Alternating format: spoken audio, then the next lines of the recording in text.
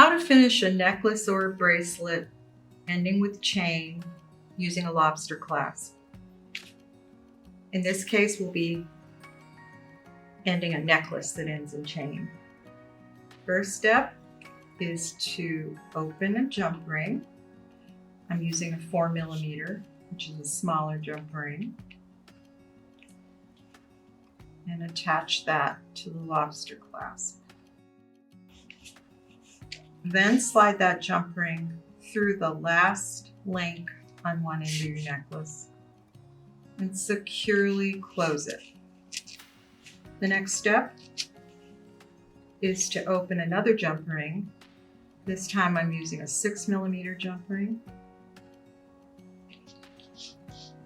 Attach that to the chain on the other end of your necklace and securely close it.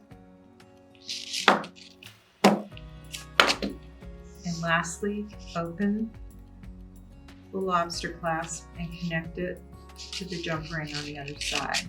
You now have a finished necklace. And just a note, the reason I like to use a smaller jump ring on the lobster clasp side of the necklace is so the necklace hangs more evenly off the back of the neck.